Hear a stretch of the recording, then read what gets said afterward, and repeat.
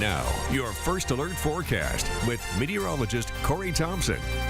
But an active day across eastern Iowa, a day of transition as promised through the weekend as we have headed toward colder temperatures. We've seen temperatures drop over the last 24 hours, and they will continue to do so ever so slightly over the next few. And that will make the continued band of snow across northeast Iowa remain likely, especially through the next several hours into the early morning. We'll start to see things taper off after we get between about 3 and 9 a.m., probably even ending a little bit earlier than that. That's a little bit of extended cover there just in case things linger. But the winds will not relax anytime soon. We'll keep them pretty high over the next little while, and they are pulling in colder air, and that eventually leads to the chance for a frost or freeze going ahead. We still do have that winter weather advisory in effect for the areas here in this bluish purple, winter storm warning for the area in pink. So Decorah, Fayette, Manchester, and Dubuque all included in that advisory, and southwest Wisconsin in the warning. That's where the area of heaviest snow will likely be found across parts of the state. You can see some areas where it's much more scattered flurries or even sprinkles in the central and southwestern portions from about Waterloo and Cedar Rapids to the southwest. But up in northeast Iowa, as we pinpoint closer, that's where moderate to sometimes heavy snow is taking place. Decorah included Lansing and Alameda County, Clayton County, and also spreading into Dubuque. We've seen snow falling there too, and starting to stick in the Key City as well.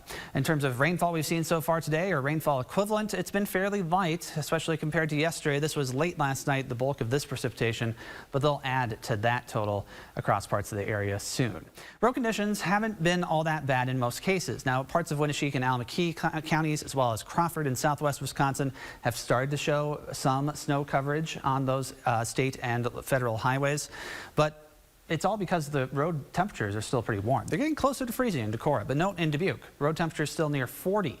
It'll take a few more hours, especially as we go toward dark and beyond, for those temperatures to continue to fall and thus see slicker roads develop. This is the view from Fayette. Some pretty good snow falling, as well as some snow accumulating on the grass. Looks like probably at least half an inch of snow falling there already. The temperatures are in the 30s, with 35 in Cedar Rapids. It's 32 in Fayette, closer to that freezing line, which will allow things to stick better. Notice those winds too, brisk northwest between about 20 to 30. So here's the snow at this point tonight, scattered on the southwestern half of the viewing area, much more concentrated up this way. You can see toward Prairie du Chien and Dubuque, where we're going to keep that heavier and darker blue area. Same as we go toward 10 o'clock midnight, you can see where it starts to end in the southwest, in fact clearing in the western part of the state, but the snow continues right along the Mississippi, and that's why we're expecting things to be heaviest there. Eventually by 4 to 6 a.m. things start to scoot to the east, and we see less and less of that snow going forward. So here's our map for the rest of this event. Total snowfall accumulations by tomorrow morning, trace to an inch for the areas in white, include Cedar Rapids, Iowa City, Waterloo. 1 to 3 for most of the advisory area. We'll call it 3 to 5 for the warning area in southwest Wisconsin and areas right along the river in northeast Iowa. Again, watch out for slick roads going forward. Tonight we're headed toward a low in the 30s. That will allow some of that snow to stick, especially in the northeast, closer to 30, and Decorah 32 in Iowa City. If you have outdoor plants, bring them in. It will be pretty close to freezing tonight and tomorrow night too, but that's after we warm into the mid-40s in the northeast, so we'll already start to melt some of that snow. 50s and 60s in the southwest tomorrow as clouds decrease, sunshine in the southwest, but we'll keep it windy. Your 9-day forecast keeps things relatively cool on Monday, but much warmer on Tuesday. Back into the 60s, close to 70 by Wednesday, with a chance for showers and storms returning. That's when the winds pick up again.